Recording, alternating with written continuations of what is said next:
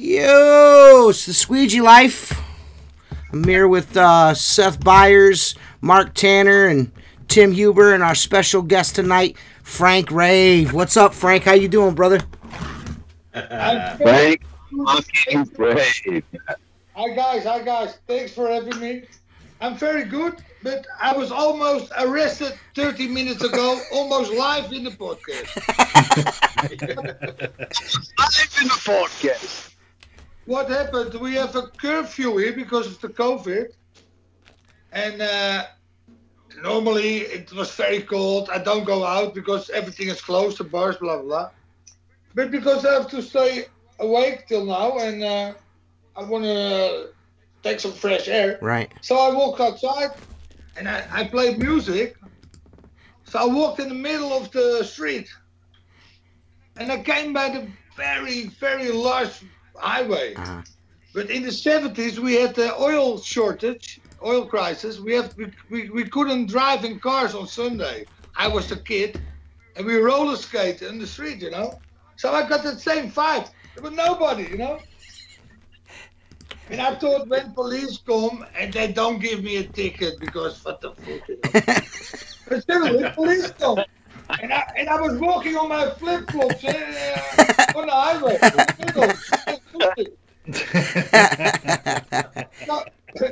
So they're coming.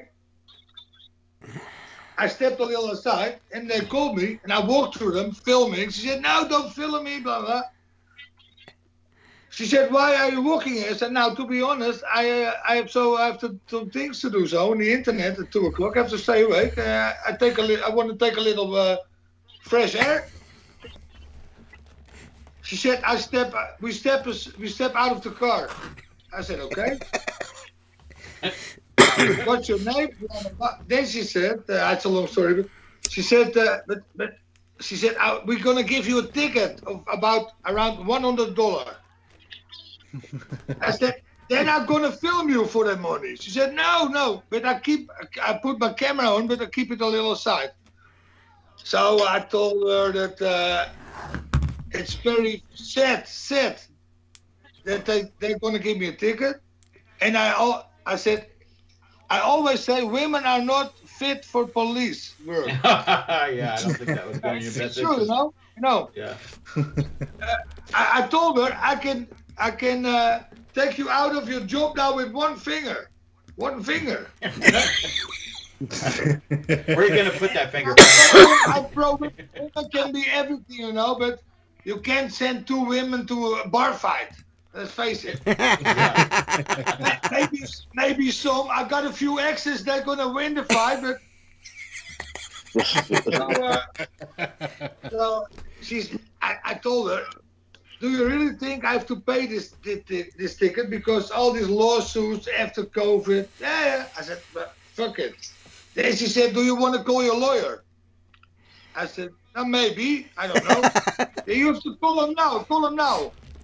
And I named one of the most famous lawyers from here. I said, do I have to call Master Spong right now? She have to laugh. I said, give me the ticket, $95. I make it an hour. Come on, give it. She said, to go straight to your house now. Otherwise, you can get another ticket. I said, I don't give a shit or you give me 5 tickets. So it's safe to assume you guys are totally and I said, it's an old saying and all. We prefer to have a sister who is a hooker than a brother who is a policeman. Yeah.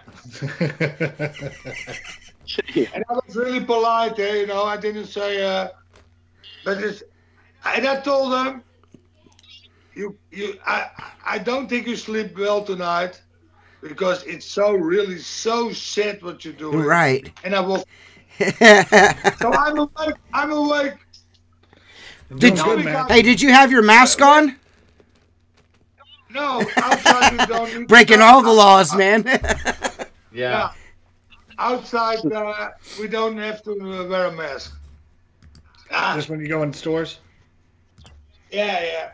I saw them, not everywhere, you know. But I was really shocked that they give me a ticket because I told them I've been a doorman for years and there are rules, but there's always, you know, one little exception. Right. And I never thought before that they're going to give me a ticket, but yeah, true. Where are you coming from, guys? Dude, it sucks here. It sucks here just like it sucks there. We can't do anything over here. I asked, where are you from? I am from Ohio. Me and Tim. Ohio. Tim and I are from Ohio. Seth is from Connecticut. And Mark is from Florida. Mark, hey. Yeah, I'm from Massachusetts. I'm near Boston. Yeah, Seth's near Boston, but I bust his balls and say he's from Connecticut all the time. You know what I mean? Because it really pisses him off. You know what I mean? It does. Yes, it does. Correct. Correct, sir. Correct. I only been in Florida. I make a round trip. Yes. And you know what happened in Florida? I went to my brother-in-law. We went to Disneyland, Disney World. Disney World, yeah. I was smoking a reefer, you know, in the car. It was the first Gulf War, you know, Desert Storm. Just started. It was about 90s, early 90s, yeah. So I smoked a reefer, and a good Dutch band, Golden Earring, played the hit Radar Love on the radio. Yes. I've been driving too fast, my hands went on the wheel. But my brother-in-law parked the car there, but he couldn't get the key out of Ignition? the lock. Yeah. Yeah. But the police came, and the whole car was Full of smoke. filled with Smoke? weed smoke. And a big cop with the big, you know, the black clothes. He come to me, fuck! And just before he reached us, the key went out. I said, "We okay?"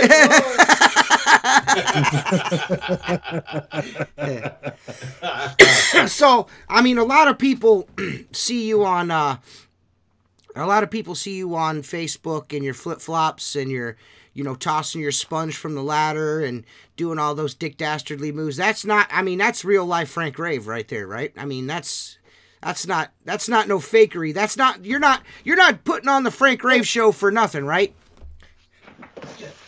The Frank Rave show is 100% real. That's what we love about you, Frank. That's what I love about you, man. I don't act, you know. That with the sponge, I always did it, you know. Right. Yeah, you know, just the flip flop. I don't wear socks since 1987.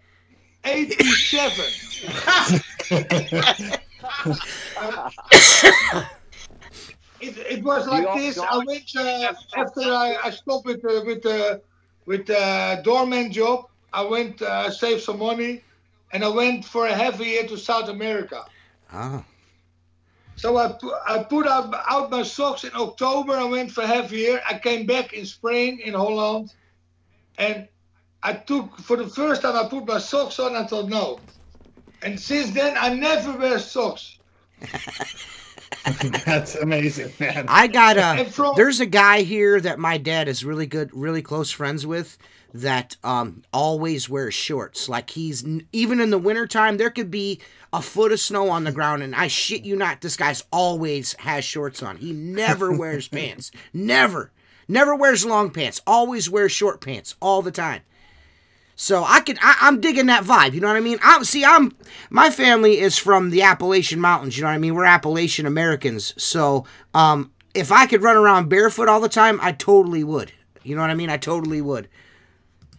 Hey. The most I love, I walk on the grass in the morning with a little, Dew. barefoot. Little dew. Oh, It's nothing like it, man. There's nothing like it.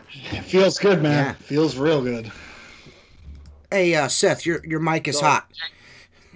Okay, too hot. All right. Still I hot. think I got too close. Yeah, you might just be a little Tim close. is too. Check Tim. Check Tim. Yeah, He was I really got loud. too close. On Say that something, Tim. Timmy. Tim. Tim. Tim.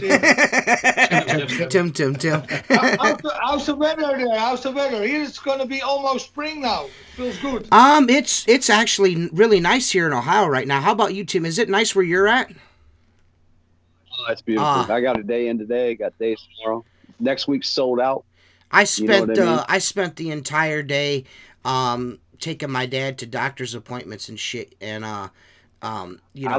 What's going on? his doctor, his primary care doctor is the biggest fucking idiot in the entire world. She just happens to be a lady doctor too. That, I'm not disparaging women, but she's a fucking idiot. So there's that. She's a fucking idiot. My dad has had an infection in his mouth for about a month. You know what I mean? And spent 2 months in hospital or 2 weeks in hospital, and then gets out and still has the fucking infection. So I take him to the doctor Monday, and his oncologist, the guy, the cancer doctor, has a look at him, and he's like, "You still have that infection." He's got thrush. If anyone knows what thrush is. Yeah, my kids had that. Yeah. Little white Yeah, spot. Right, Thrush sucks, and well, man. my dad apparently has the worst case of thrush. It was so bad that the doctor actually had about 6 or 7 people come in just to look at it. Like, you got to see this. You know what I mean? Wow. So I'm super pissed off. You know what I mean? And he pulls me aside and he's like, "Listen," he goes, I didn't want to step on his primary care doctor's toes. That's not what we do. He goes, "But I'm just going to tell you from here on out, I'm going to be overseeing your dad's care and getting him back in shape." Because my dad has essentially, the tumor in my dad's neck is gone. He's beat the cancer, awesome. but now he's fucking starving to death because he can't Yeah. eat. You know what I mean? And that infection in his throat is fucking him up, So, Oh, Right. I Fuck had that, a man. friend who was younger as me. They had it last year. He was gone in 2 months. How old is your father? 61. Oh, that's pretty young. Yeah, and he's he always on his Harley Davidson, so this is a really, it's a shot for him, it's like he's stuck at the fucking house, you know what I mean? He's miserable, man. So, but I feel it, and I feel I'm it. gonna, Shit. I'm bound and determined to get him to throw that fucking leg over that motorcycle as soon as it's warm enough. I'm gonna do whatever it takes to make it You'd happen. be surprised how fast he'll heal if he gets back to his routine. He just you needs know? to, if he could just eat, he'd be fine. You know what I mean? Yeah. So, Yeah. It's gonna be okay. yeah, he's gonna be all right. He's He'll power through it. definitely, Man, he's I'm gonna glad power to hear through. that, dude. I'm gonna turn this year, guys. Yeah. What? 60. Yeah, man. I look like that at 60. Seriously, I'm gonna Frank? live a You're dream. 60? Yeah. You don't look it, man. Damn. You don't look it, man. I'm from 1961. I was born during the Pigs Bay crisis in Cuba, the Cold War. No Bay shit. of Pigs. Yeah. Bay of Pigs? That's why I'm laughing about the Corona crisis. It's not my first crisis. you Right, know what I right, mean? yeah. You've been through a few. Hey Frank, what do you call 30 Latin women swimming in a pool? Ooh. Tell me. Bay of Pigs. Oh shit. So, Frank? What's the meaning behind the 777? I've often wondered about that. It's very easy. And I thought maybe one of you would ask, because a lot of people ask. It's like this. I am born on the 7th of August 1961, the 7th. Okay. 40 years ago, I met a girl. She became my wife. She was born on the 7th of November. We were both born on the 7th. Now, nothing special. Right. Yep. Then our firstborn, our daughter Lily, was born on the 7th of January. Wow. So that's a 777. That's awesome. And I start making my logo in the 1993. Never thinking of it's gonna be. But in 2007, I was for a short period. I was by the Hells Angels, you know, and all these guys at 666, you know. So I thought I'm in the wrong group. Right. I'm in the wrong group. You were in the Hells Angels? Yeah. Now I was a prospect. I never been. No shit. Member. Yeah. That's cool, man. Wow. This guy's had a life, huh? I had a great time. Right. So I was actually looking for trips for me and Leah for this year because it's our 15th, and I was checking out around where Frank lives. Man, he lives in a beautiful area. Oh yeah. Like it's paradise over where he lives. Dude, if right next to the ocean. his fucking when he posts those videos, the towns that he lives, the town that he works in, that it's a beautiful area, man. It's beautiful, dude. They call my town is called Haarlem, eh? Haarlem, New York is Harlem. Oh, okay. I was once on Ibiza, and there was a beautiful Dutch girl, but she lived in the USA, and she told me, I tried to check it, but she told me the distance between Haarlem and the center of New York, because the Dutch were before the British in New York, you know, it's the same distance as Haarlem to Amsterdam. No shit. Huh. That's it. That's fucking neat, man. Brooklyn is called like Breukelen. It's all Dutch. It's all Dutch in New York. The dollar, we had a coin in the 1600. It's called Daalder. They make dollar. Ah. Actually, we changed Manhattan, yeah, with the British for fucking Suriname in the South America. It's the best deal ever. Seems like a pretty good deal to me. My town, I tell it a lot to people, tourists, one of the best cities in the world because of it's 10 minutes from the beach, 10 minutes to Amsterdam, the airport. The social conditions are outstanding. It's beautiful, blah, blah. You can do your thing. And I'm born here. Everybody knows me. I know everybody. Right. It's heaven here. Right. Yeah. That's awesome. Yeah, sounds like a good spot to be. And you just talked about your father. I know the healthcare problems people have in the States, you know. That guys, we always complaining, eh? Believe me, Dutch are the greatest complainers. Yes. It's cool here. Only the last year with the corona, man, it's hell. Oh. Right. Every afternoon after my work, I go to the bar, meet my friend. The bars are closed for a year. Right.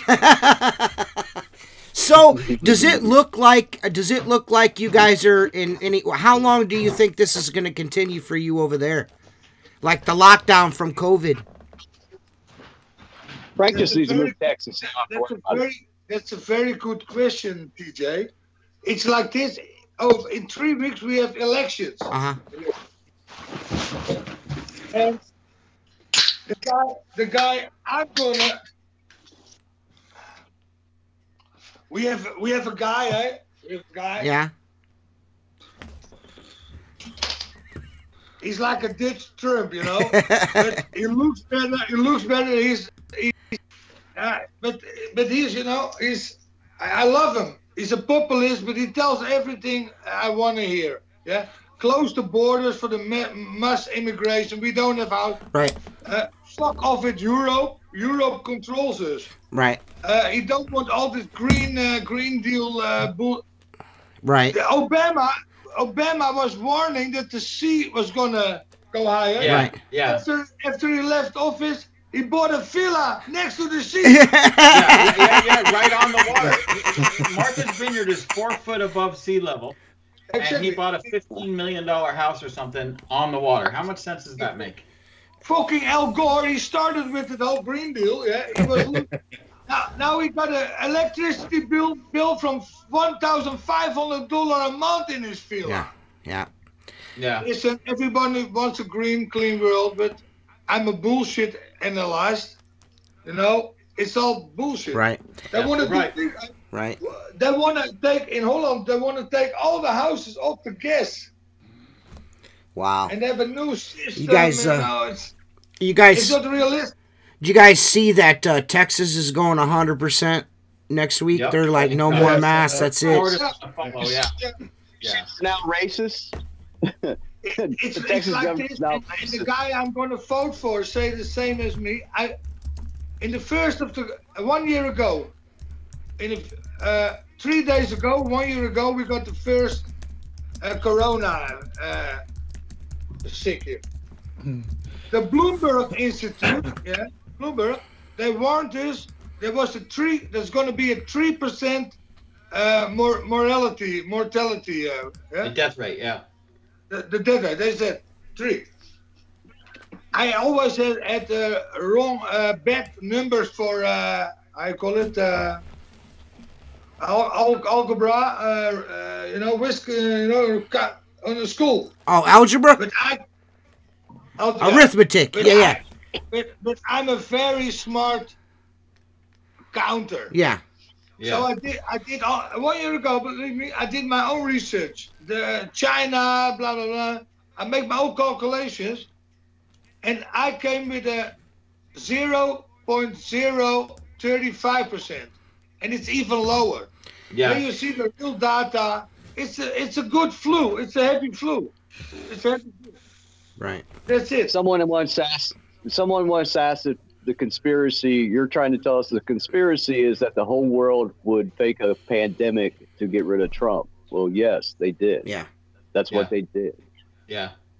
The World Health Organization, a few years ago, they put corona, on the A list for pandemic. It's odd. But the last thing I want to say about this, I got 10,000 people following me. I know thousands of you. I never heard from someone who was really sick that he had to go to the hospital. Right. A lot of people had it, but it was just like a little cold. Yeah. Yeah. I mean, it's. You know what? I'm going to tell you something. My oldest daughter, she's 27. She works in the healthcare. She got 2 vaccinations, but she's still tested positive. Really? Yeah. Yeah, I'll say this. My aunt recently passed away from complications due to COVID. You know what I mean? It exposed a heart problem. You know what I mean? I know several people that have passed away from it, but they were older. And not only were they older, but they had a pre-existing condition. Like I have a young friend that's my age that got COVID, and he's had it. He got it like at the very beginning of this, and he still is testing positive for it. You know, but he had Crohn's disease, and it really knocked him on his ass. You know, so I think the majority of the people, like 98% of the world's population, it's really not going to have a large effect on them. But the other 2%, it's going to really... And to me, I think they did things wrong. They should have protected that small minority of people from this virus and let everyone else just do their thing. You know what I mean? Yeah. And unfortunately, it's had dire consequences, man. For everyone. It's fucked up everybody's...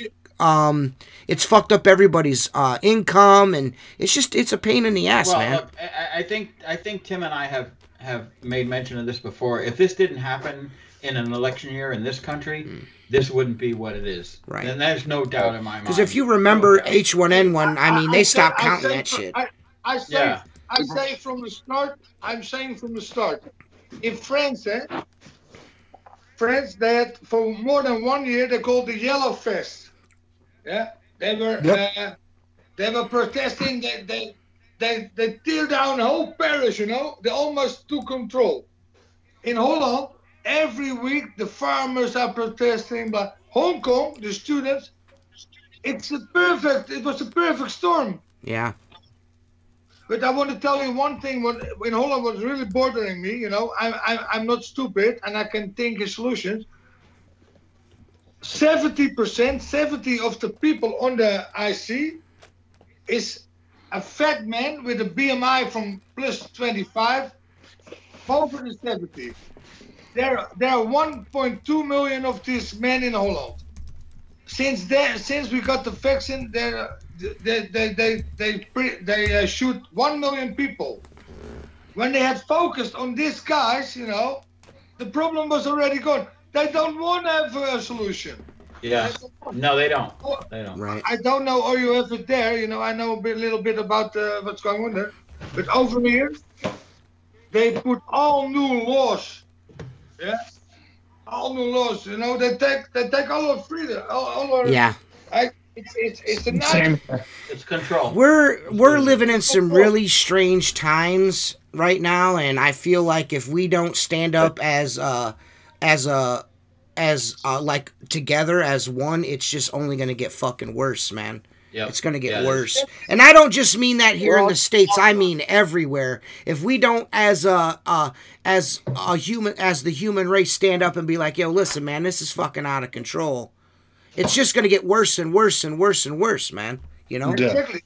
I just posted a professor, a lady, and she made the transition to Nazi Germany. Yeah. Yeah. Before the Second World War, the people in Germany they gave themselves over. You know. Yeah, they didn't fight back. They didn't stand up. They obeyed. She said, when everybody say no, it's over. Right. Yeah.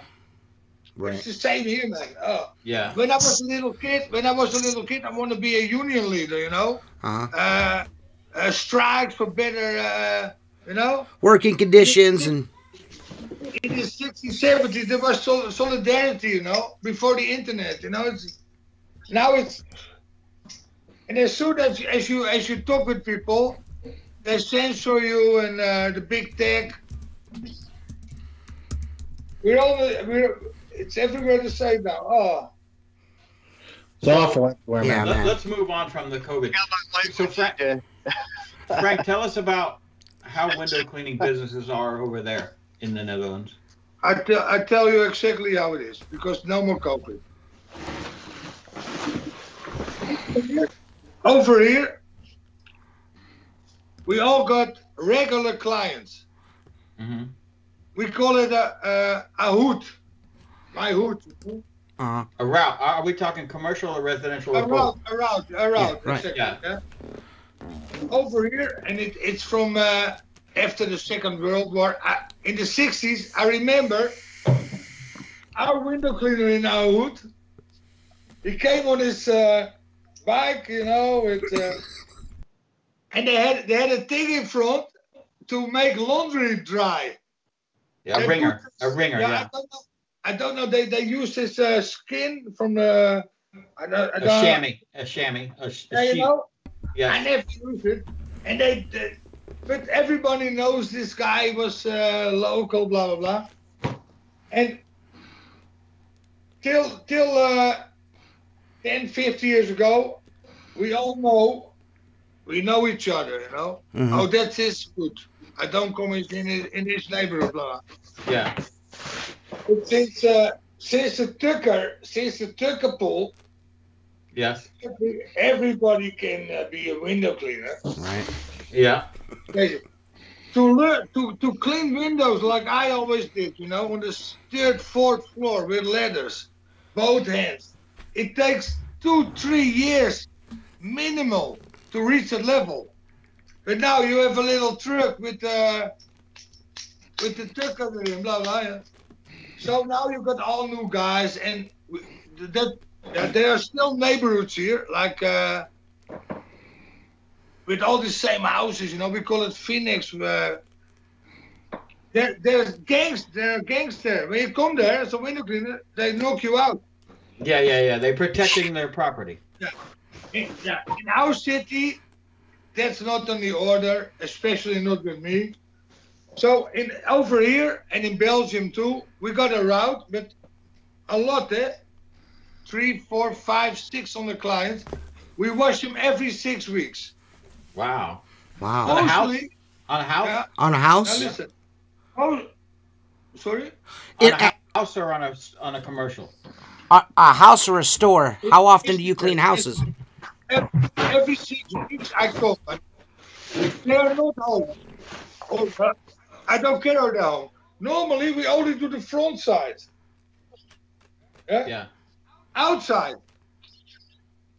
So that's also why we have the tanks with the DI water, with the osmosis water.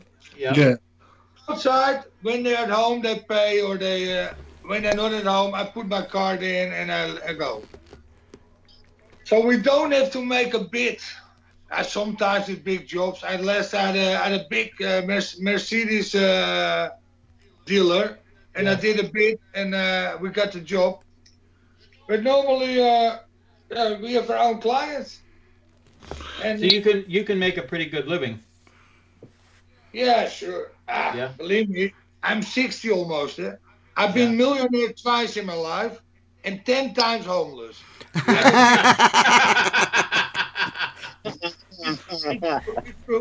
I don't give a fuck about money. Right. Yeah? Boy, yeah. That stadium is lit. When my fridge is full, my bills are paid. I got some money to do my, you know what I mean? I'm not really ambitious anymore. Mario Chavez wants to know: is it hard to get drugs in Europe? Drugs in Holland. Listen to me. Las Vegas is a kindergarten with my country. What's up, Craig? Do you guys, that's a good question. Someone wants to know if you guys have screens on your windows over there. Almost not. Really? I can show you my neighbors and look, my neighbors there. They have 2 little screens there. Yeah. And I got a few other clients. So when I'm in the street, I call them, take them off. I don't have to clean them. Now I know the deal in the States, guys. In the States, you go in spring, you go to the house. Yeah. You clean outside, inside, the screens. You soft wash, you pressure wash. I know the deal, you know. Right. I know, but here's a complete different deal. Over there, it sounds like. Sometimes I come with houses. They didn't clean the windows inside for years. Yeah. The it grass sounds is like. almost, I tell them always, make it empty. I clean it. I can't see it anymore. Right. It sounds like the way they do it over in England. They call it a round, and they go everybody. Same as England. Yeah, I've spoke to guys from England. Yeah. And then I hear the prices the guy stays starting, and I understand. You have to drive Jesus to the house. Christ. Is my mic that loud? Yeah, dude, you're hot as fuck. Like, we can hear your breath. I can hear you breathing. Oh, all right. I hear you digesting your death. Yeah, we can hear your stomach growling. Like every move you make, like it sounds like you're sitting on it. Yeah, exactly. I actually have it like kind of far away too. It sounds great now. Okay, Yeah, I turned it down more too. Yeah. So. All right, wait. Jay, just be honest, real quick in the comments. Did you put that dislike? I'm just wondering. We just got 2. We have 2 dislikes on the Frank Rave podcast. This is the craziest fucking thing I've ever seen in my Probably my life. stomach growling. I'm assuming that's what happened there. Yeah, I gotta get used to how loud this mic is. So continue, Frank. It's great now, Seth. Yeah, it's fine now. Where were we? I don't know where we were, but Yeah, I know. So we don't have to bid every time. We have our regular clients. So it seems like their houses is like root work here. That's kind of what it seems like. Yeah. So, like commercial route, like we do a commercial route. Yeah. Just routine. And of course, I've got clients. I have to do the whole house. But what I want to say, because I know exactly every day I got clients. why we have lower prices as in the States, you know what I mean? Right. Yeah, frequency. You guys are doing them so often, you know. That's why commercials lower than residential here. But Man, 3 dislikes. There are always haters, TJ. Oh yeah. There's always haters. There's never been this much fucking excellence on one fucking podcast in the history of ever. Yeah, I don't know if it's ever existed. This is the epitome of fucking cool you're watching right here. You don't get much cooler than this. Listen, after almost 60 years, he said, he's probably burned a few bridges in that time. You know what I'm saying? True. But I gotta tell you, fuck you in that white hoodie, man. Fuck you in that white hoodie, Seth. Fuck you. You know dude. what? It wasn't even. It was. I wanted. Jessica CR was like my messenger going, "Hey, you want a hoodie? Right. What color do you want?" Oh shit! I tried to get that too. Damn. Yeah, I just got lucky in one. Right. Like it was in Memphis for like a week and a half. Oh really? Like it's been. I should have had it 2 podcasts ago. Oh. I've been waiting. I'm like, fuck, he's gonna get one before me. He's gonna, you know what I mean? So yeah, Well, it's actually. Listen, everyone here likes white hoodies, so what's up? So Yeah, we need a white hoodie.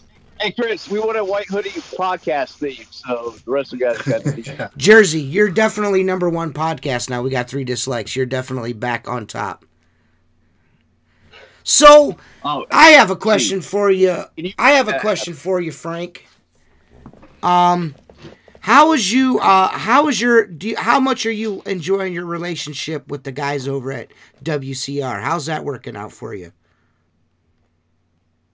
It's like coming home. Do you now you said earlier and I just wanted to share this because I think it's fucking awesome, but you said when you order something from WCR, how long does it take you to get it in Holland? How long does it take? It was unbelievable. 5 days. 5 days, Wow. dude.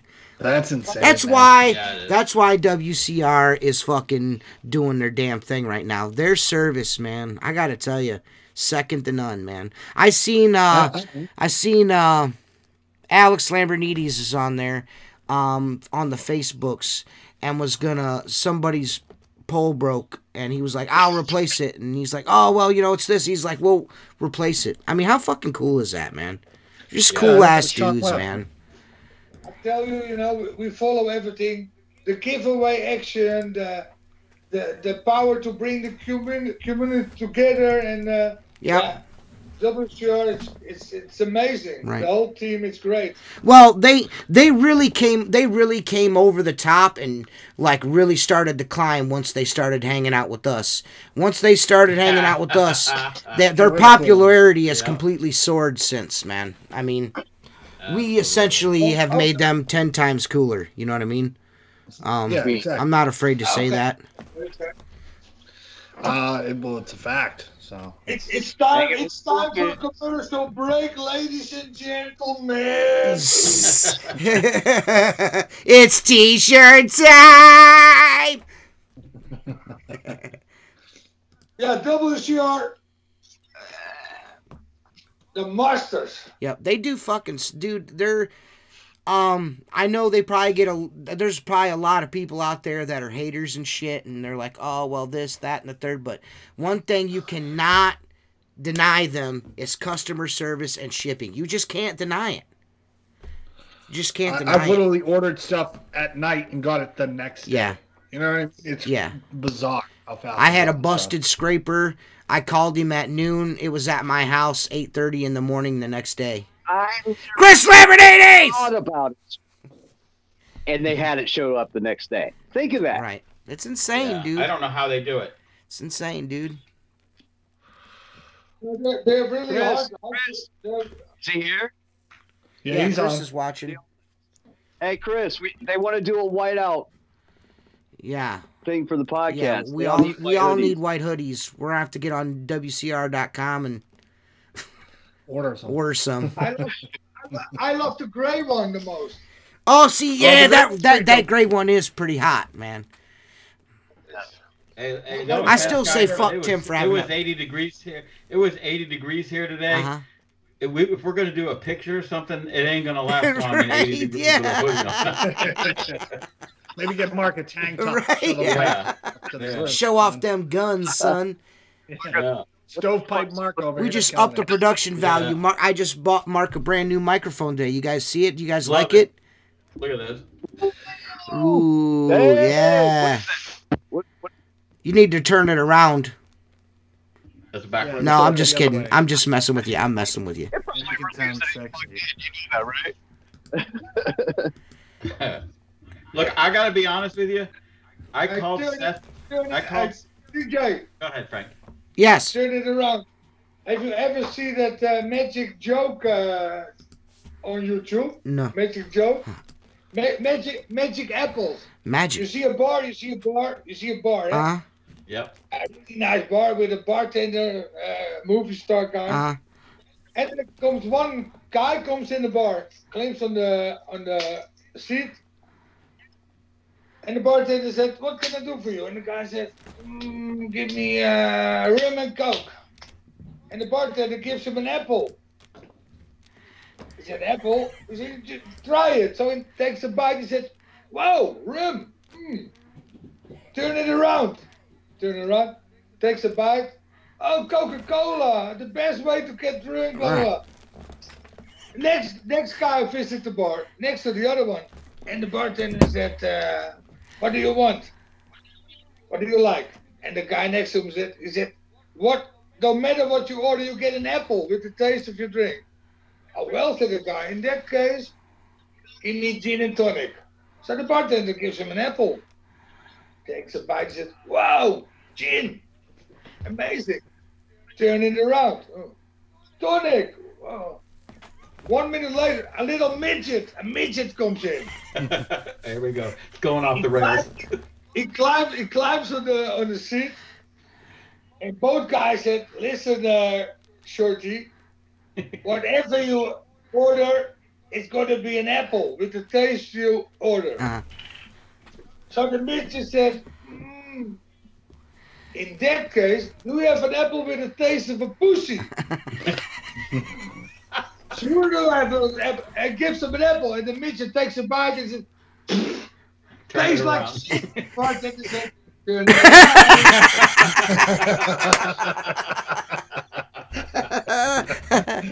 look YouTube, magic apples, YouTube. I'll check that out. Yeah. I'll check that out. That's great, man. Yeah, that was good. I got one. I've said this on the podcast, but it's one of my favorites. So, this woman walks into a drunk walks into a bar, right?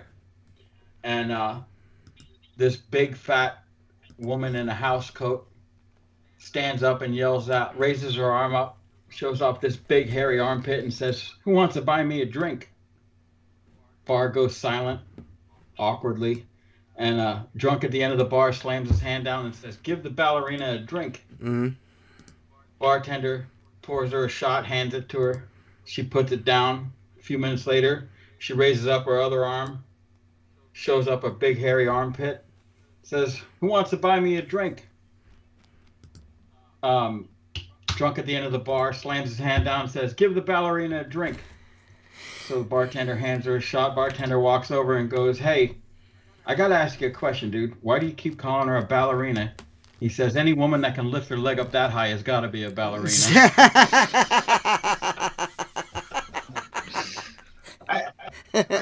Guys, you know, I speak Dutch, eh? Yeah. I learned myself English, blah, blah. My favorite joke in English, in American language is the following. I always tell them when I'm close to a beach, and I say, "Yesterday I saw a guy, a big guy, bigger than me, with a little head, with the size of a small head, like an orange, you know." Uh-huh. Yep. I said, "Dude, what happened?" He said, "Well, yesterday I was walking by the shore, and a mermaid came out of the waves, just in front of me. She said, "It's your lucky day. You can make 2 wishes." He said, "Well, to be honest, I was a little bit horny, so I didn't have sex for a year. So I said to the mermaid, I want to have sex with you." She pointed to her tail. She said, "That's not possible." So I said to the mermaid, "Just give me a little head."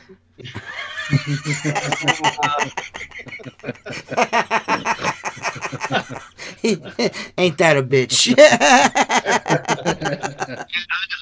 I know one joke and one joke only, and I won't take a lot of time. You're all right. If the dove is the bird of peace, what is the bird of true love? The swallow. Swallow. Yeah. Yeah. There you go. That's That's the only joke I know. I don't want to make a comedy show of it. I'm gonna take a drink. I'll be right back. Yeah. 1 second. Yeah, you're good. Go ahead, Frank. Take care of business. I saved my best joke ever for last. All right. There you go. Right back. I like it. I'm really digging. Dude, I'm digging. his. Go ahead. Yeah, his spirit. Yeah. I mean, he's a good. Yeah. Dude. I can't believe it's age. I'm digging. I didn't realize he was that. I'm totally digging the audio right now. We just got to get Tim on point. So once I get Tim on point, all bets are off, man. Tim, I'm gonna get you a microphone. Shit. Okay. I mean, Yeah. I gotta figure out my whole system then, because I'm like on a phone. Oh, well, hey, what kind of does your phone have an audio jack on it? Yeah. It does. How about I can send you a Rode microphone for it? You can just plug it in and it'll be fucking boom. Then you can use your phone. There you go. I'm gonna do this shit outside and shit when it gets warmer, All right, man. You know. Where's the joint, TJ? All right, I'll roll one. What's up, Just Jacob? So if you guys are watching this, man, give us a like and subscribe. Commercial break. Commercial break. So if you guys aren't aware, Look at the promotion value Yeah. here. The promotion Guys, value. serious. Listen, 2 years ago I was in Seattle, and Bill Gates invited me. Yeah. So I went to his felized big mansion, you know, and I saw all celebrities, movie stars. It was a huge thing. So he held this welcome speech. He said, "Welcome everybody on my beautiful land ground." And you know, every year I got something special, he said. And this year I got something really special. Follow me. And we follow him to an Olympic swimming pool, Olympic size. The water was full with piranhas, crocodiles, sharks. Mm. And Bill You got said, the whole saltwater, freshwater thing going on. That's all right. they were ready for it. And Bill said, "Listen, the first one who reached the other side of the pool, he can make a choice between $10 million cash, my daughter with all options, or this whole house with everything on it." Uh-huh. The first who came was Johnny Weissmuller. You know, he played Tarzan in the 50s, and he was an old Olympic champion. Right. He said, "I did it so many times in these Tarzan movies, I can handle it." So he dove in the water, and halfway, blood finished. Everybody was shocked. Then Mark Spitz, you remember Mark Spitz? Yeah. He won 5 Swimmer, gold. yeah. In 72, Mark Spitz said, "I still swim 100 yards in 50 seconds. I can do it." And he almost reached the other side. Almost. Blood everywhere. Blood, but everybody's shocked. 2 people dead. It was a deadly silence. And then they heard a big splash. And they see a guy swimming to the other pool like a madman to the other side. And he climbs out alive. A big, how you say it? Black colored, black. Yeah, African American gentleman. A big colored guy. Yeah. I don't know. a big colored guy. So Bill Gates ran to him, shake his hand. He said, "Unbelievable that you made it. So tell me, do you want to have the $10 million cash?" He said, "No." "Or you gonna want my daughter with all options?" He said, "No." He said, "What do you want then?" And the colored guy said, "I want the white motherfucker who pushed me in the water."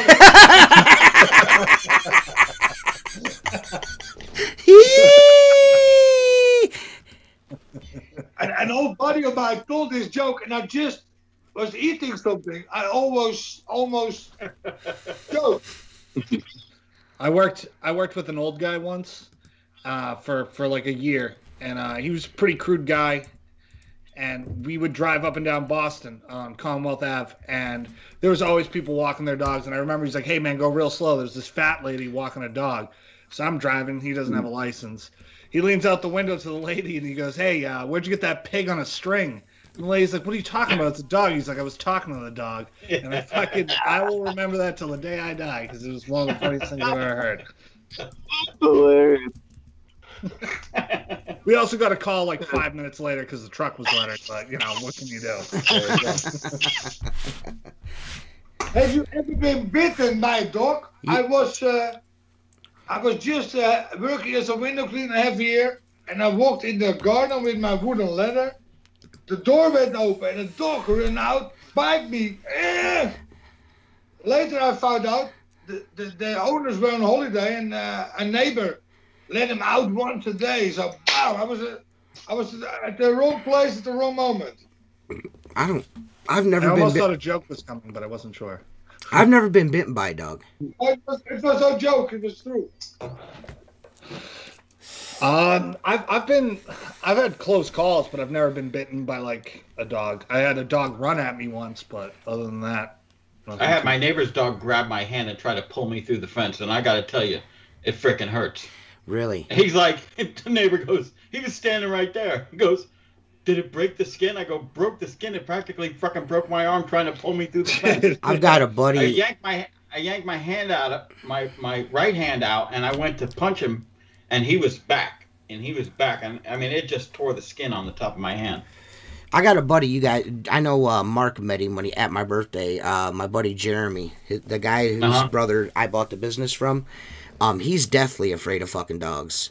He was chased by a dog when he was a kid, and he's had a stutter ever since. You know what I mean? So really, yeah, like we'd pull up to a job to do fucking windows, and there'd be dogs out in the fucking, and he wouldn't get out of the truck. I'd have to go in and tell the owner, like, "Man, you got to put the dogs up. My buddy's scared to fucking death of them." So it was cool though, because I usually got all the inside work, and he'd have to be outside because he didn't want to be around the dogs. You know what I mean? So it worked out pretty good. We bust his balls about it all the time. When we're sitting at Universal, you know how we do there, Mark. We're sitting there hanging out bullshitting, and Jeremy's standing there, and he's like, "Man, it's been a long day. It's hot. I'm gonna go home and get a six pack." And my cousin's like, "God damn, that's 18 beers. You're gonna be fucking drunk."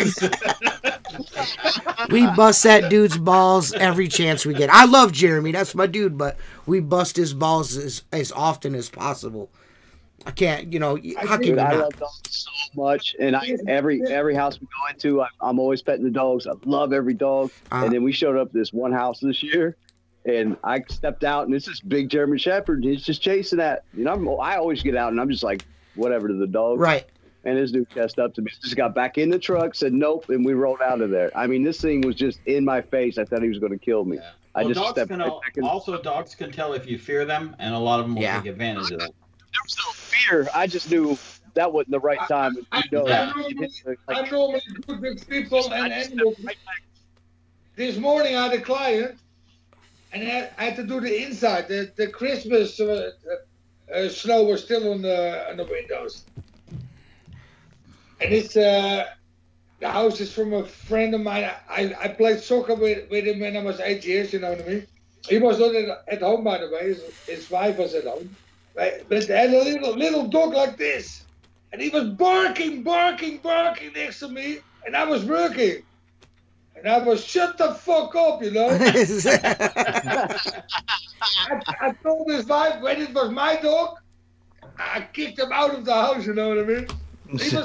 He keep going. Hey, Frank. So, Frank, we got somebody that's asked a question here in the comments. Cameron Kidd wants to know, are there wheels on the top of your ladder to help it go up the wall?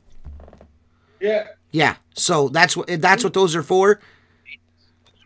We and it's a big thing in all this group. We have our Dutch letters. The Dereks is the name. And a lot of people from the States been asking, and can we import them? Blah blah blah. Uh-huh.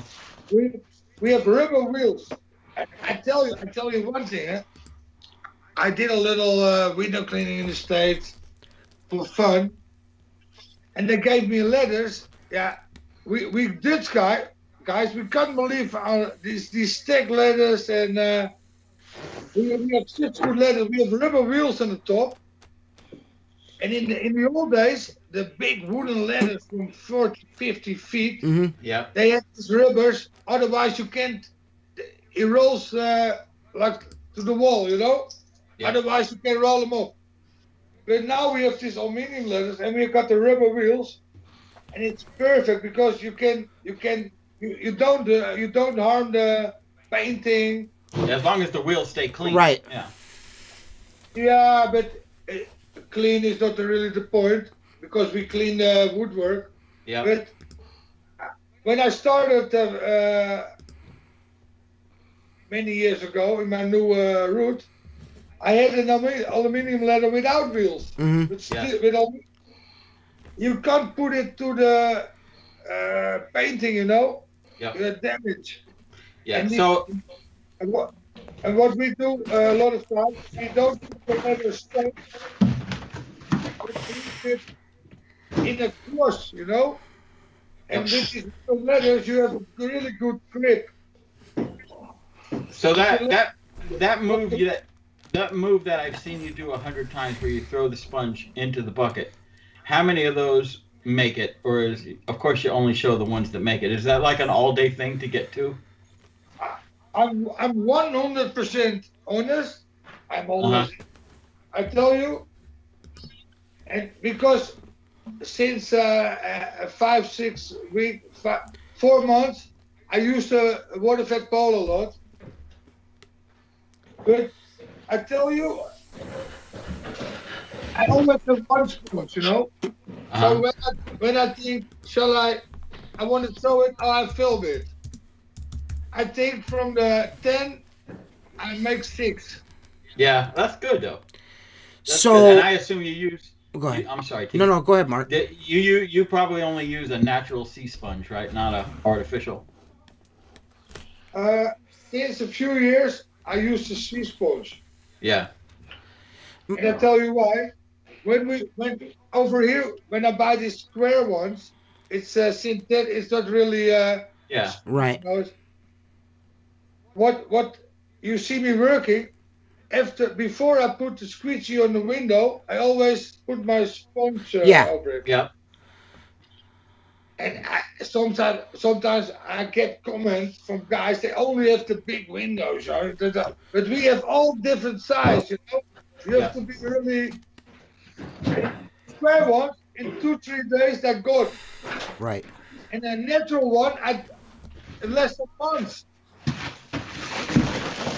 Jesus Christ, Seth is a fucking bull in a china shop, dude.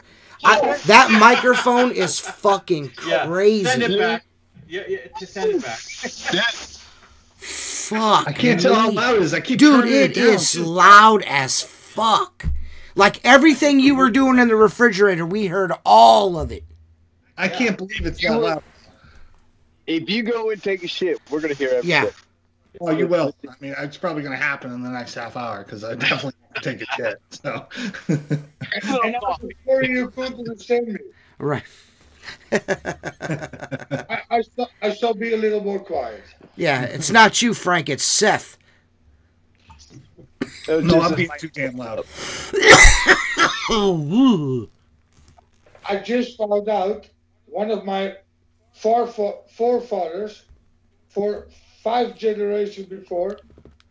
He was in a little beach town. He was the man who shouted the news in the village.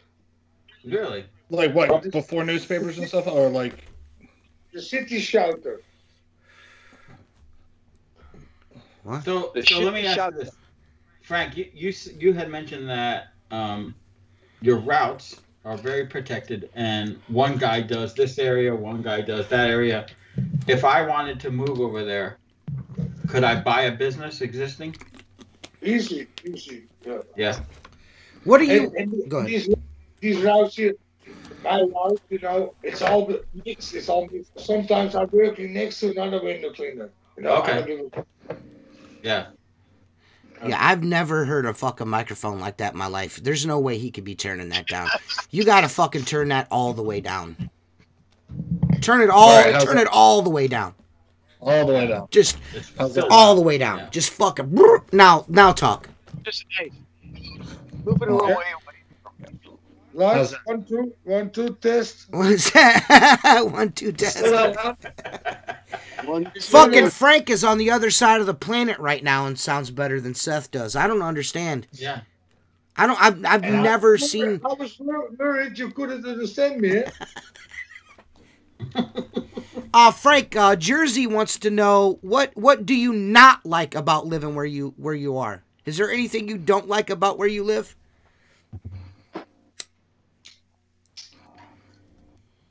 That's a good question. Oh my God, Seth. Is this so loud? Are there no controls on that microphone, the body of that microphone? No, there is. I'm going to turn it to dynamic and see if it... Turn it to dynamic, but the gain is super high. What do I not like about Holland? It's small. Yeah. In 3 hours drive, you left for Oh, right. Yeah, it's small. You wish it was bigger.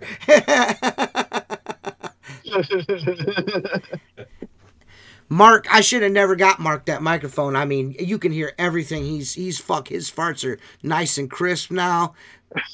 Oh no. Hey Frank, legend to legend, how's the red light district over there? The red light district is funny. Actually, since today, it's allowed to work again for the ladies. It's legal. It's legal. Yeah, let's not. You have to wear masks. Yeah, I tell you, the red light district. The last year it's hell because in 1 hour from England you fly to Holland, Amsterdam, and they come with 30, 40 guys, bachelor parties, everybody's so crowded, drunk, you know. Like at this moment there's nobody because of COVID, but yeah, it's you have to see it. I don't like it there. I don't feel got a bad vibe there. All the girls are behind window shopping. Right. I like it to see them more, but the whole atmosphere. Like, are they standing in the windows with the titties out and shit? No titties. No, is it like a vending machine? You slide the money under the glass in the door? No, you slide your card in the slot, Mark. Duh. Yeah. There used to be we have here Casa Rosso. My best friend, window cleaner, works there. They have live shows on the stage, you know. You see people do everything. But the red light is a bit overrated. It's a tourist trap. And it's a sun trap. I mean, when you walk in there, that's trap. A few of the people see you going in. You know, it's a bit tense. So what does it cost? They're all the same price. You pick out the flavor you want and whatever you want, and you go from there. It's like, Yeah. and I heard this from friends. I never been there. Now you go in, and they ask what you want, and she said, for that I do that, and for this I do that. Yep. Frank, let's be honest. Oh, You want to be the early guy, right? You don't want to be the guy late just leave. be the first one, first, fresh. You got to be the first guy, right? Yeah, he That's said the first. Frank Rave move. The first guy. It's an industry. It's an industry. A lot of people in the world can't believe it. But yesterday, somebody asked me something about it, and it's a good system because the girls are protected. They work legal, and prostitution is the oldest job in the world. You know Yeah, what I mean? selling that ass, man. So Frank, Frank, we were talking before the podcast, and you had mentioned, I don't know, you were in a biker gang, a famous biker gang, but Mario said, Frank, is there something that you haven't done that you'd like to do? He said he saw you at the circus, playing pro soccer, riding fucking horses in Brazil, hiking in Guatemala. Is there? He wants to know if you're the fucking CIA. Listen. Mario's gave me a message. He said, Frank, what the fuck are you? Are you a secret agent? CIA? I see you cruising the world before there were cameras. Now in that time, a few months ago, I looked in my photo albums. They were by my ex-wife. I didn't see them for 30 years. But in the time I had a coffee shop, I made 5,000 a day. 5,000 a day. So I live like a fucking rock star. You know? But this question, it's a funny story. I worked out my bucket list many times. Yeah? Yes. There was one thing on my bucket list. I want to throw 7 with crabs in Las Vegas. Yeah. But it worked out. I didn't do it because it was. I thought, fuck it. When you work your whole bucket list, and then one thing on your bucket list you don't do it because fuck it. Then you live your life, eh? Right. Hey, Dustin Duffy wants to know if you could tell us what happened to you in Thailand. Oh.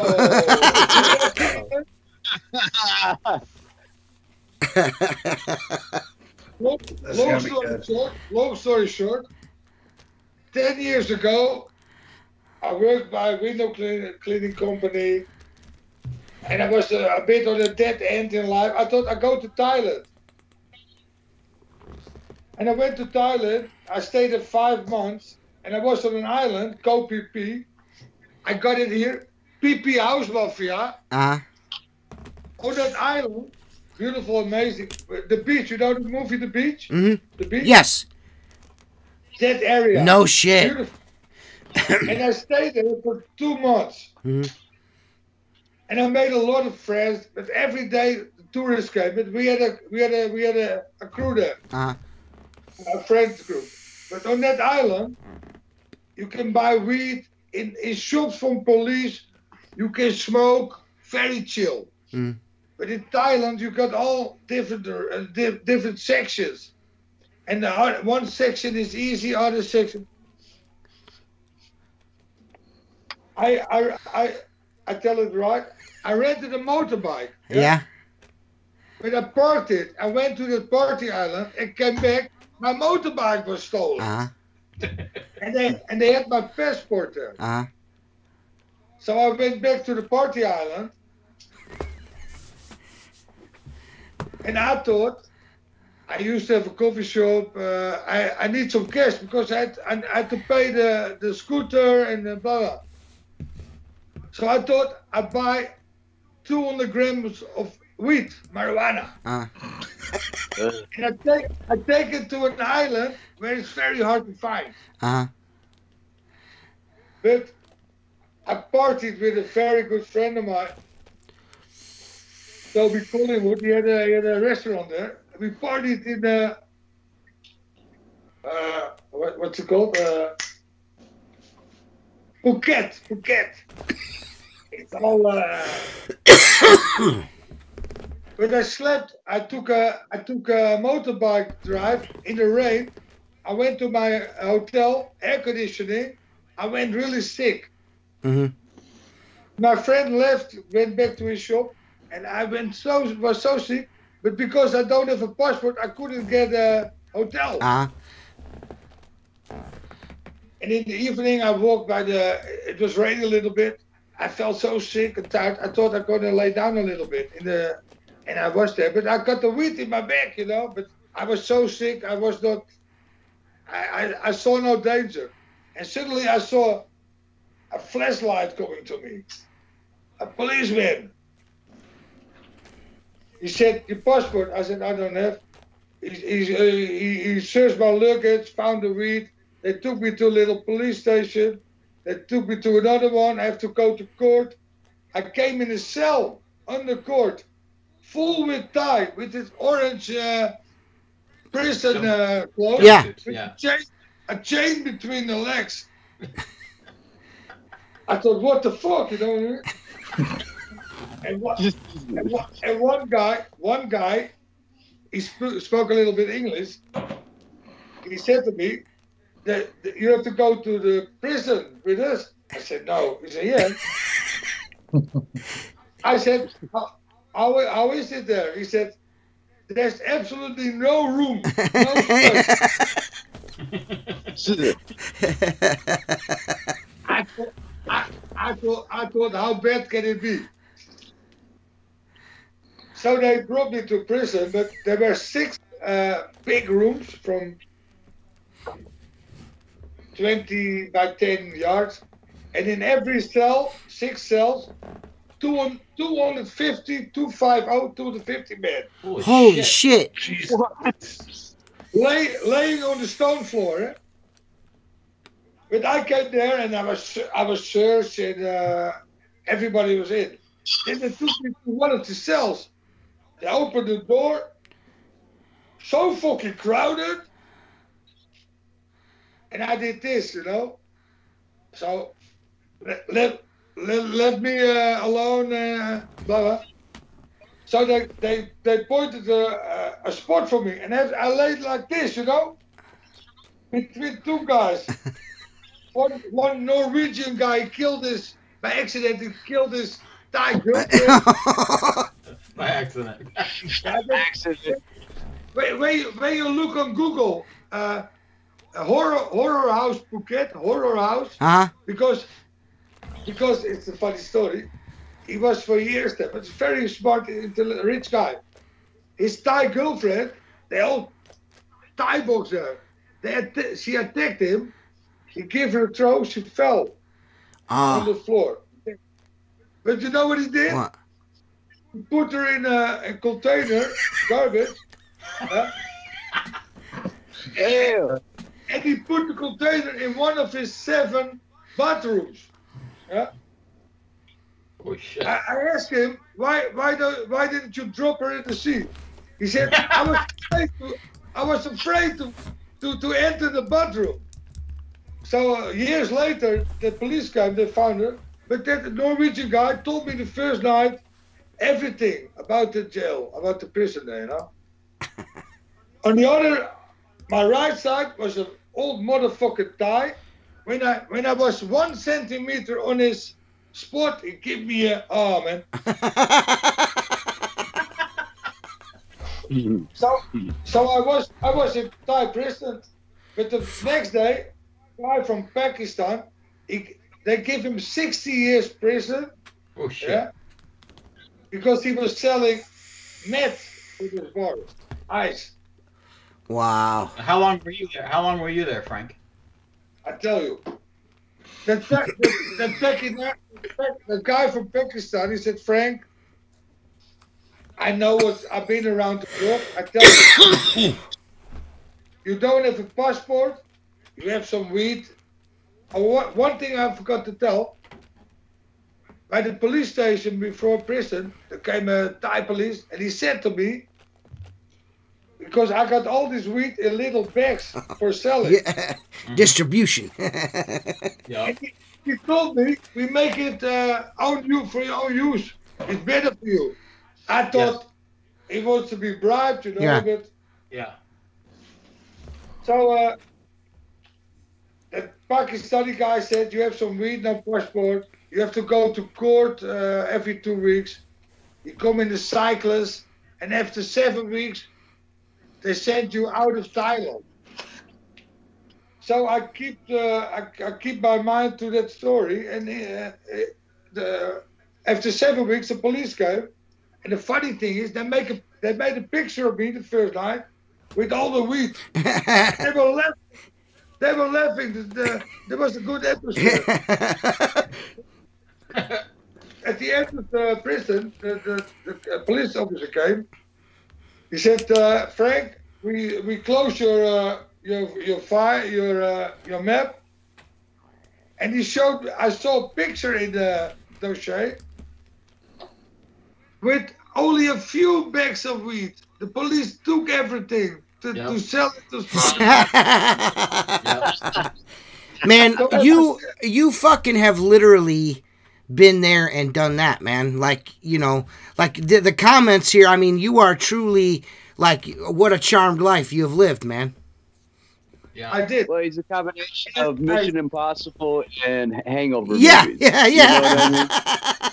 Yeah. But the last thing I want to tell about it, before I was in prison, I already met the Dutch consul. Oh, yeah?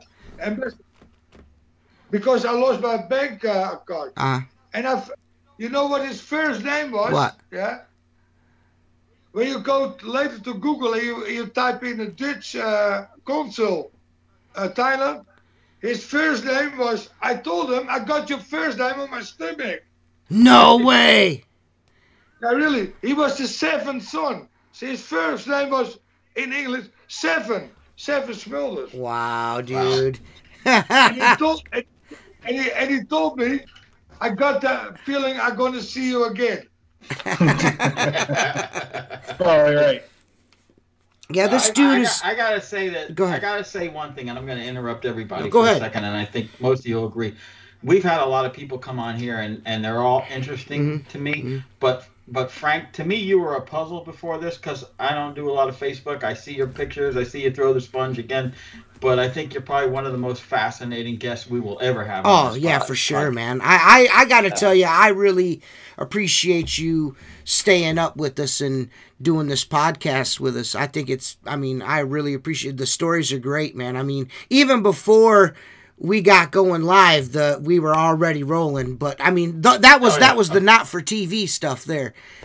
But, I mean, when he told me he was a prospect for a very well-known biker gang back in the day, I just was like, dude, is there what? Like Mario said, what haven't you fucking done, man? You know what I mean? Yeah. Listen, guys. Shall I tell you, when this was filmed, I tell you one unbelievable story about my time at the motor club. It was, listen, a few days before I already bought my Harley Davidson, and I was on the point to join the club and ask the president and I can be joined it. The day before was club night in Amsterdam. Yeah, so I went with my friend. He was a member. So I came there. I was the only civilian, not member. Right.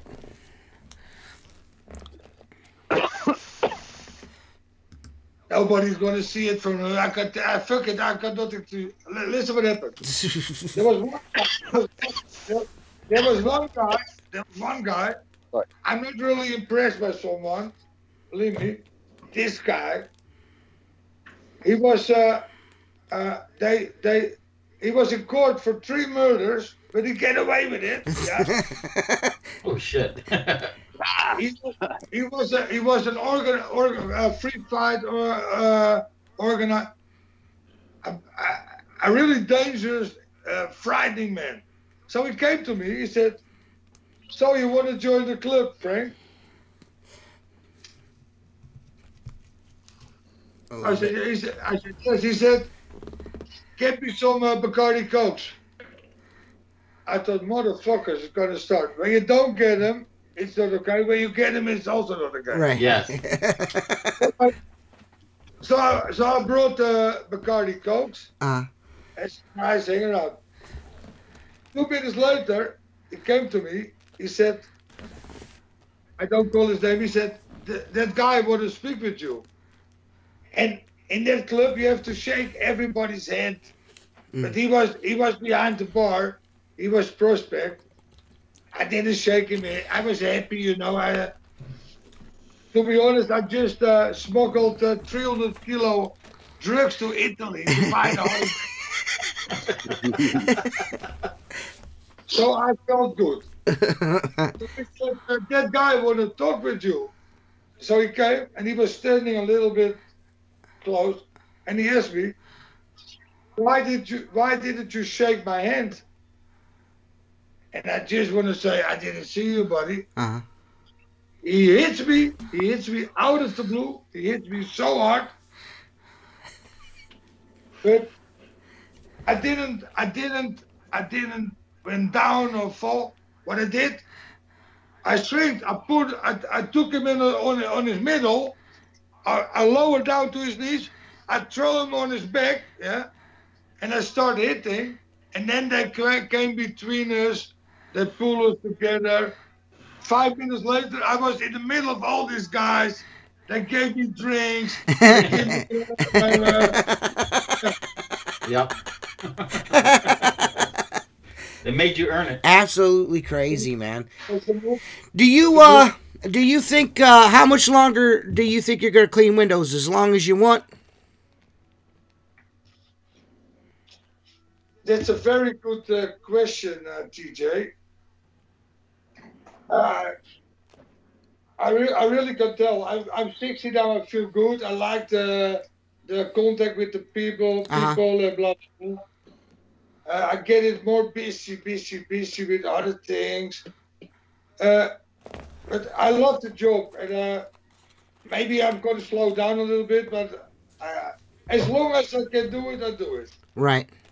So you enjoy it. I mean, you just enjoy the job. That's, you know, I mean, and that's really what it is for a lot of people. I feel like, you know, I mean, we just haven't lived the life that Frank Rave has. You know what I mean? That's, oh my God, fuck, this guy man. should write a book. Yeah, you should. You Have you written a book? You should write one. I just want to tell you before. I am threatening for 20 years with my biography. Yeah. But every time I wait and wait because, and now it's 20 years later, it's the point I'm going to do it. And now I'm busy with a team because it's a hell of a job. Right. The next year I'm going to put a lot of energy and time in it. Yeah, Frank Rave, a window cleaner story. You know what I mean? There you go. Published by WCR. Yeah. Listen, narrated by Mark Tanner. I let it print in Jersey. We put the books in the distribution center. We sell books already. And yeah, that's actually today in the Frank Rave 777 group, I said that I'm going to write my biography.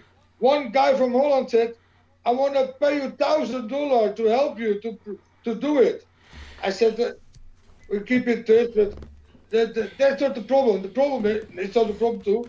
I have to put a year or something. Yeah. I have to put a lot of time in it. Yeah, I mean, to do it right. I mean, maybe you should be keeping a journal, keeping notes. Yeah. And then you compile everything together. The thing is, I got a photographic memory. Yeah. Yeah. Yeah. It's all in my head. I have to have somebody to help me with do research, to listen to my story. Then a good writer, you know. You know, it kind of he's like fucking the Holland version of Joey Diaz. You know what I mean? The dude has fucking done it all. Yeah, You've done it all. Lived a life, man. Yeah. A full life. Yeah. That's fucking gangster, man. Like, I just, you know, like I said, before the podcast, the fucking pictures you post of you cleaning windows in your flip-flops on a ladder, stretched out, no one hand.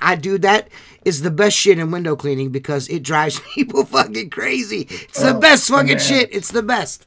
Especially somebody new that just came to the page. Yeah. He could have 20 years experience. Yeah. He's gonna lose his shit. Yeah. Or the OSHA guys, man. All the guys, you know what I mean? Yeah. The safety guys that are all freaking out about everything. There's nothing wrong with being safe, but every once in a while you could do things with style. You know what I mean? Occasionally. I told Michael from OSHA, you know, what's his name? I know who you're talking about. I do know who you're. Somebody will say it in the chat. I told him, you can't learn an old dog new tricks. Right. But now with the water fed pole, you know what I mean? I work safe. Yeah. It's not necessary anymore. Well, Is there? What I told you before, when I was 20, they dropped me with a leather bucket, the boa even not existing. They give me a list with houses. Mike Draper, yeah. And 8 hours later, they pick me up and have to deliver. The things I did, I escaped at least 5 times of the death because of my luck. Wow. So, hey, I've got a question for you, Frank. How did you go from where you're at to Brazil? How did you manage to end up in Brazil? Brazil? Yeah. Oh, yeah. I've been 3-4 times in Brazil on a holiday. Oh, so you just for holiday? Just go there for vacation then? And one time, it's good to say, on 7 April 1999, after dinner, my kid never returned. and I never had a clue that I didn't return. And 4 days later, I was in Rio de Janeiro without luggage.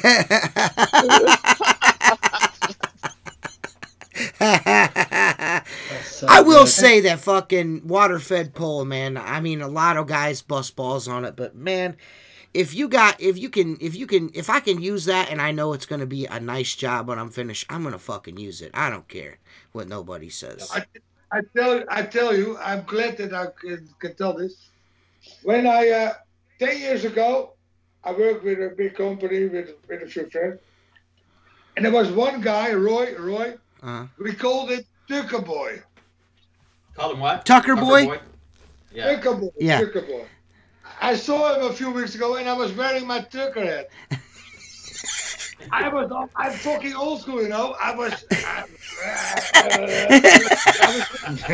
skeptic. Yeah. Did he call you Tucker Boy? No, we call him. Yeah, but did he? Call him Tucker Boy. I was really skeptic because, you know, I like to, when I work for a big company, I'm not so, but with my own clients, All right. you know, I like the quality. Yeah. Then, long story short, I started working with a water-fed pole, and I didn't have a lot of confidence, or first my thought was, I do upstairs and downstairs with the squeegee. Right. And I was afraid that people gonna complain. The difference. Yeah. Yeah. I hear that a lot. So I started the first day in a very big street. Uh-huh. I did up, then I did down. Uh-huh. Also, because the front doors, sometimes doors take me ages, you know. Making that. Well, and then what I did for research, when everything was dried, I walk behind next to all my clients with my squeegee with me, and I checked the windows because I thought I was amazed about the quality. Yeah. Yeah. And let's face it, it's no rocket science. Yeah. Yeah, it's not rocket science, but it does take, just from my experience, having people that have come and started working for me, and I turned them loose on the water-fed pole. when I clean the window with a water-fed pole, it looks better than when he did it or she did it. You know what I mean? Well, It's Frank, you got to know what you're doing. So Frank came into it the way I did. yeah, Skeptical and a nose to glass window cleaner, right. And then you add the water fed. If you do it the opposite way, forget it. You're never going to learn either one. Right. You know what I'm saying? Because I see a lot of pressure washers by a water fed, and I'm like, dude, that doesn't make you a window cleaner. There's a place and a time for it, and it can do great, but it can also go horribly wrong.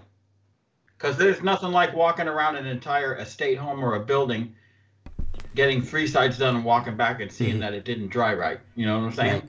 I tell you, when I worked with my friend, he always used the pole, and I did it with the squeeze, you know. What I'm going to say is, I do it now for 4 or 5 months. I didn't look to videos or something. I asked nobody. Yeah. I tried out myself, and it's all about the commitment you have to deliver quality. Right. Yeah. Yes. Yeah. And a very good. You have to. I call it flow rinse. Yeah, rinse. a good rinse. Yeah. Yeah, a good rinse. Yeah. The rinse is key, man. I think. Yeah. It's huge. Water. You need good water. Yeah. How is your water? How is your water over there? We have little roasters above. Yeah. Yep. You have to watch out and make the wood good, clean first. Yeah, you have to find out for yourself. Well, Cameron Kidd brought up a nice point that you can teach an old dog new tricks, and definitely. That's the way it goes. And I tell you, when I have 30 houses next to each other, you know, of course I'm faster with the pole. Yeah. But with the squeegee, I'm faster. One house. When you do it proper, yeah, it takes time. The pole, you can raffle it, you know. Yeah. You have to do it with the squeegee, you know, bam, bam, bam, bam. Right. But the plus point is, I clean all the wood. I normally don't have to dick with my frames. I do them one time usually, and then they're usually not, too bad after that. It's really, you gotta it's situational, man. You gotta just know what you're doing. I mean, really, when it comes down to it, you just gotta. I like that shit. It's in the move, you know. I do blah, blah, blah, you know. Right. And when it's really clean, depends how much time I have. So those are like what we would call townhomes here, it sounds like, or cookie cutter homes. Yeah. How many homes on average does Frank Rave do in a day?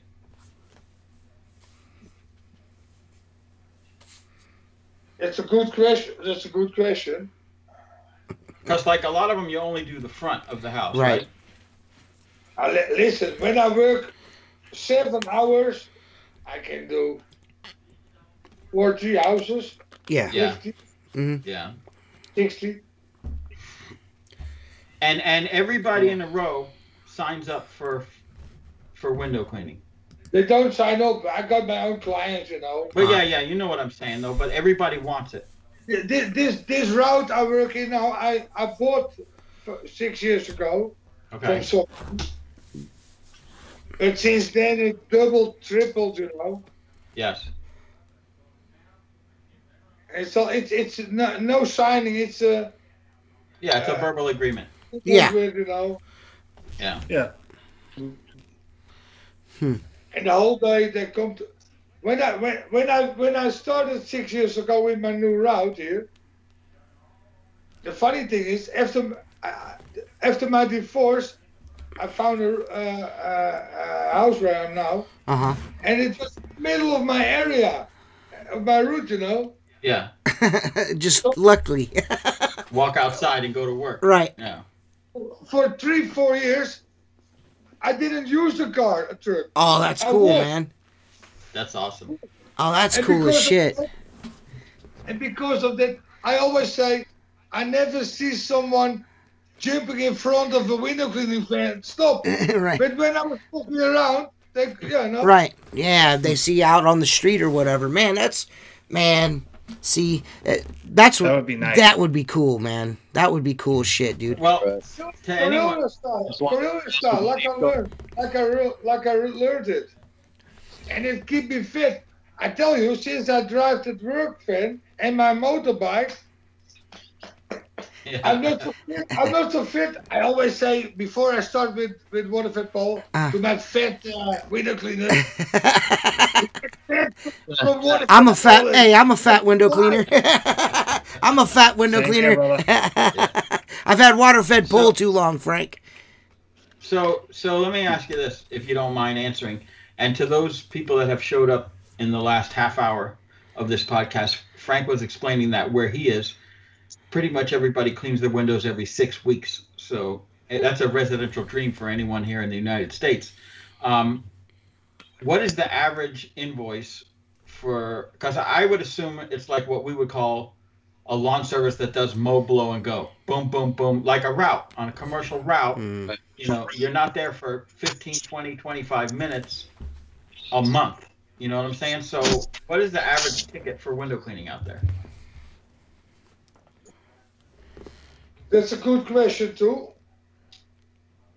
It's for starters, when I bought this route from this guy, he had very low prices. You know what I mean? Yeah. And he didn't send invoices. It was all cash. Since then, I raised it a little bit, but I have friends, they ask twice or 3 times what I ask, you know what I mean? Now, twice. Yeah. And by new customers, I ask a little bit more. But Sure. The average is 10, 15 euro. And how much is that in American? I don't know, man. What is he, a fucking calculator? What the fuck is this? Yeah, like 20 Economics All over lesson? the world, The I'm fuck? sure he knows. We're talking about fucking know being that. locked up in a Thai prison, and you're wanting to know how much a fucking window cleaning ticket is over It's there. about around 15, 10, $20. Yeah, that's what I figured. Fucking Mark. it's a book. Go out and buy high Mark a volume. fucking microphone. He turns into Walter fucking Cronkite. Oh, my God, the late night news. Yeah. The raw ass. A $10 client is for me 3 minutes work. Cool. Yeah, You yeah. can do 30, 40 a day, no Right. problem. Yeah, just That's what crushing he does, them. yeah. Yep. That's the way to That's do like it. the way they do it in England. Yeah. $600 a day Right. in our money, you know. Right. My friend John O'Duke is watching probably from Belgium. In Belgium, they do the same. Right. Yeah. It's a total different ballgame. Right. In Yeah. the States. Right. Now, what about the commercial aspect of window cleaning? What do you mean?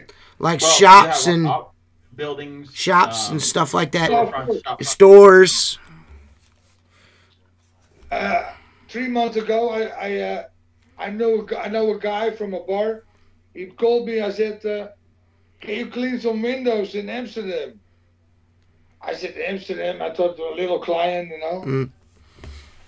But then he said, "It's," and I said, "I got an old diesel. I can't drive in Amsterdam. They find me because it's too green, you know." Right.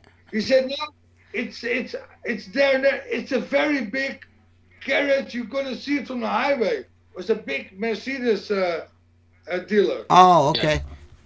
So I went there and I looked and I gave a bid and I did it inside out. Next week I'm gonna do it outside. Yeah, that's of course Right. the same as. Right. But yeah, I can do it every 3 months. You know what I mean? And then you work by yourself, Frank, or do you have others working with you?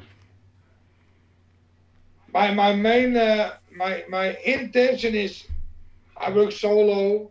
Yeah, my own route. Yes. But I got a few very good friends, window cleaners. Yes. We help each other. We cooperate. A big deal I do with a friend, you know. Yeah. And, that sounds like a That's whole fucking different rad. ball game. I got a very good room in the richest area of Holland, you know. Mhm. Yeah. Now you know what I mean? I take Well. it easy a little bit. When they call me a new client, I do like, you know, Well, Frank, I can tell you, lose clients. right. Don't get new one. I got to tell you, this has been pretty kick-ass, man. We really appreciate you coming on the show, taking the time out to do this with us, because I know you're up super late. You know, it's super late for you right now. You know what I'm saying? But the fact that you stayed up and shared these stories with us is absolutely awesome. You know, it's going to be one of my favorite shows we've ever done for sure, without question. Oh, yeah. Easily. Without question. It's over, no? Yeah. Yeah, we got about 20 minutes. I want to tell you one story, yeah? Okay. Love it. About the last 2 days.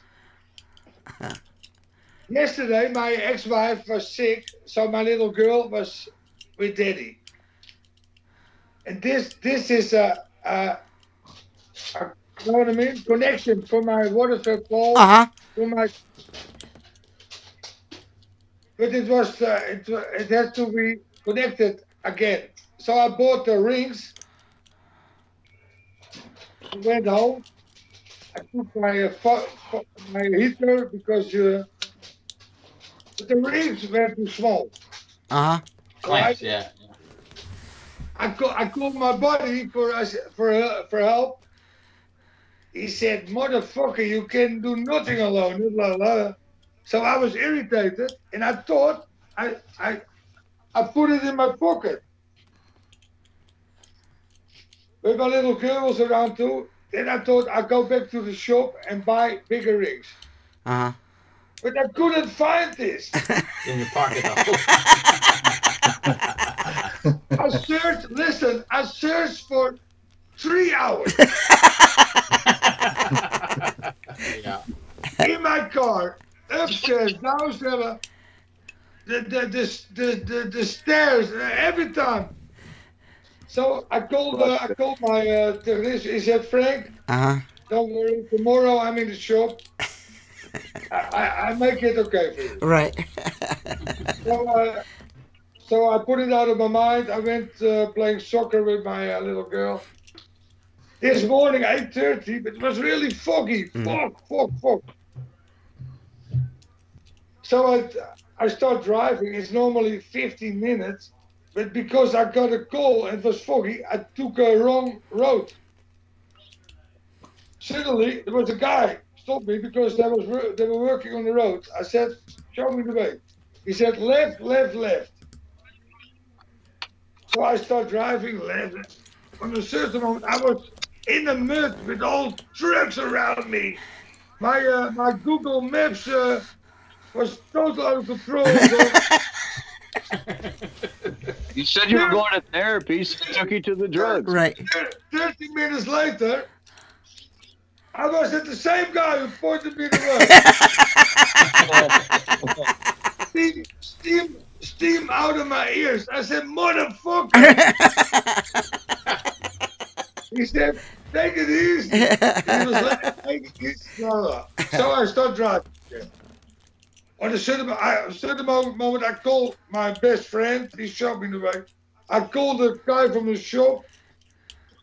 Finally, after 13 more minutes, I found it. We put it in the system. And now it comes. Yeah. I returned to my house, opened the door, and it was just in front of me. It was hiding under the door a little bit. Took me 8 hours.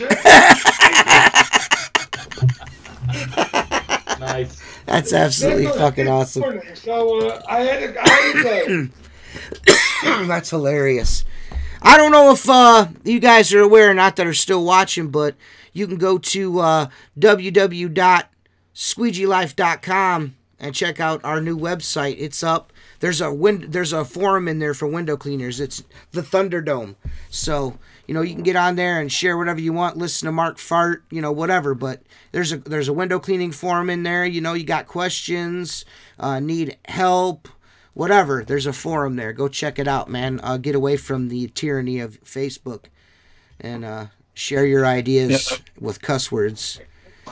Yeah, we can have someone block and report us. Yeah. When I first entered a window cleaning group in the US, I didn't know the slang, you know. I speak a little bit English, but Right. Yeah. I read the word squeegee. Uh-huh. Squeegee. I don't know what the fuck is a squeegee. Right. But it's a difficult word, eh? Yeah. When you ask everybody here, what's a squeegee, they don't know. What do you guys call it? A visser. Visser. Visser? Visser? A kind of viper. Oh. Viping, A but- viper, yeah. Oh, Viper. Ah. Well, you wipe the water away. Visser. And in Belgium, and I'm in the Belgian group too, got a lot of friends there, they call it a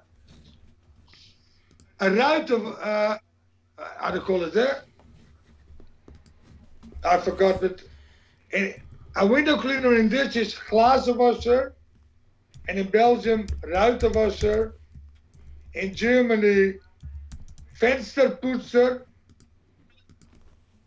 Now, in Belgium, they call it a trekker, like pulling the water away. Trekker. Ah. Yeah. See, man, you learn something new every day, man. Well, that's what I'm trying to do. Half of this just to go because their countries are like our size of some of our states, right? Mm-hmm. Smaller. And it'd be like us going in our states and have to learn all kinds of different languages and shit. Much smaller. I think it's the same size as New York. Crazy, man. Yeah, New York's not huge. Yeah, and I got a question before we. How are the taxes out there? How much money you got to give up? Around, our tax system is so complicated. Okay. It's always there are always big lawsuits. So it's around 20. It's about 20%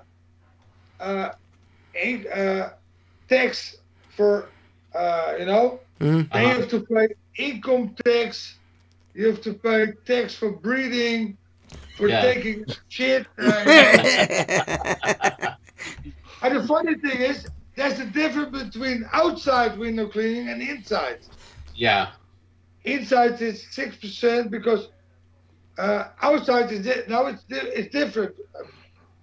All these law because outside is necessary, inside you can do yourself.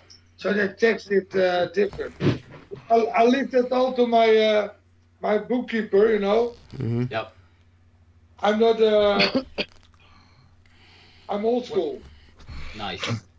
Nice. Nice. That's awesome. It's good to hear from someone around the world. You know, this is Yeah. the first time we've had someone that Right. wasn't full of shit Yeah. from another country. Yeah. I should say. Yeah. Right? Tell us the way Yeah. it is. Yeah. It's a Okay. great. It's been super great, man. Super great, Frank. I really appreciate you coming on. Maybe one day we can do this again.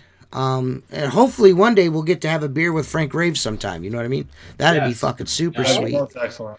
I hope. We just gotta get you to Amsterdam. Right. I gotta say this up front though. I don't think I know me personally can't hang with Frank very long. I'll be the first one out. Yeah. I'll tell you that. Because he's a partier. I got Seth. If we're gonna go, you know, us You ain't against seen him. Seth. Let's bring it around and see what happens. Seth? Well, I- Seth and Mark, Seth- Seth and Mark seen what I did down there. I drank 2 jars of moonshine. Yeah. TJ can hang when not afraid to hang. Yeah, I when can. he's like the demons Right. are coming out of Yeah, me. I So can. I'm like, I can oh. drink. I can drink. Take it easy. I'm a bit older also. Eh? The last years I'm more a day guy, day party. Right, a day drinker. I'm into that. Well, guys, I want to say thank you to everyone that watched. Again, thank you to Frank Rave.